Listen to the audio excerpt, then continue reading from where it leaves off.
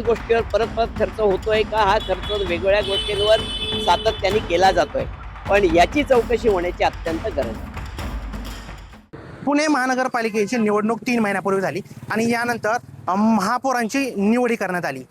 आता आपण आहोत पुणे महानगरपालिकेचे महापौर निवासस्थान आहे या बंगल्याबाहेर आणि या बंगल्याबाहेर पाहिलं गेलं तर 45 लाख रुपयाचा खर्च या बंगल्यावर करण्यात आला. आता आपण आहोत या बंगल्याच्या बाहेर पाहिलं तर या बंगल्याचं काही प्रमाण या ठिकाणी कामसुद्धा चालू आहे आणि जवळपास हे जे 45 लाख रुपये ज्यावेळेस खर्च करण्यात आले यासाठी कोणतीही निविदा काढण्यात नाही आली अशी माहिती मिळत आहे. पुणे महानगरपालिकेत नवीन सभागृह अस्तित्वात आल्यानंतर विविध कामांसाठी खर्च करण्यात आला.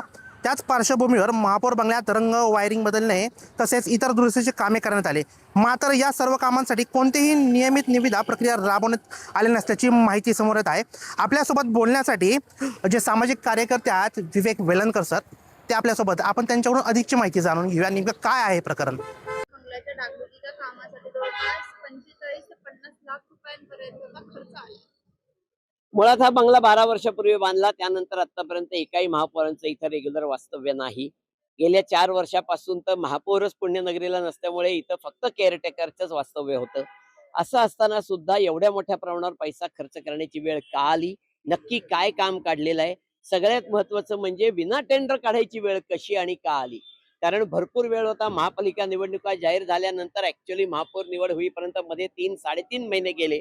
टेंडर काढून रीतसर हे काम करता आलं असतं, पण हे टेंडर काढायला जाणून बुजून उशीर केला का मुळात त्यांची लिथार्जी आहे हेही कळणं आवश्यक आहे. त्यामुळे सगळ्याच प्रकरणाची चौकशी होण्याची गरज आहे.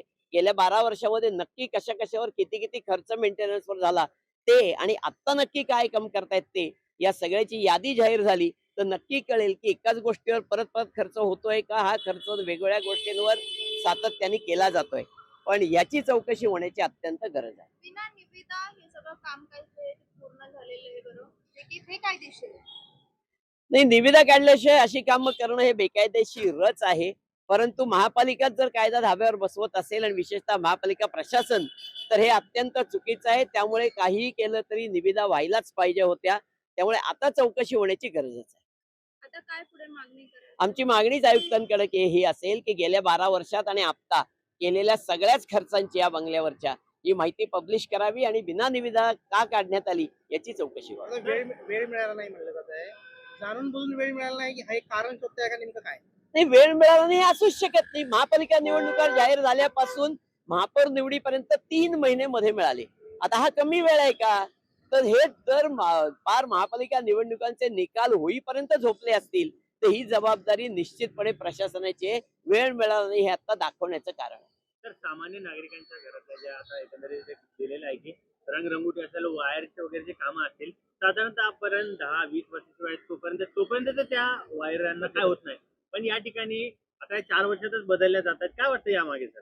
नाही, मुळात म्हणूनच ती यादीच जाहीर व्हायला पाहिजे. नक्की काय कामं केली जात आहेत, त्याच्यावर किती पैसे खर्च केले जात आहेत, हे सगळं जाहीर झालं की हे आपोआप क्लिअर होईल. नेमकं सर यामध्ये कोण अधिकारी दोषी आहेत, नेमकं कोण दोषी आहे? नाही, 100% प्रशासन दोषी आहे. जे कोण अधिकारी असतील ते, की त्यांनी वेळेवर हे काम केलं नाही, निविदा काढल्या नाहीत आणि मग आता वेळच नाही म्हणून त्यांनी केवळ 3 टेंडर मागवायची, म्हणजे 3 कोटेशन मागवायची, ती कुठेही आणू शकतात, कुणीही देऊ शकतं आणि मग ते मॅनेजही होऊ शकतं. त्या म्हणून टेंडर प्रक्रिया आहे. तर सगळीकडे असंच करता येऊ शकतं ना.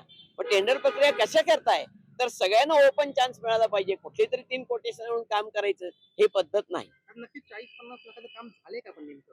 आता हे कळायला नक्कीच मार्ग नाही, कारण आपल्याला आधीची स्थिती माहित नाही. आता आपल्याला कोणी हात सोडणार नाही.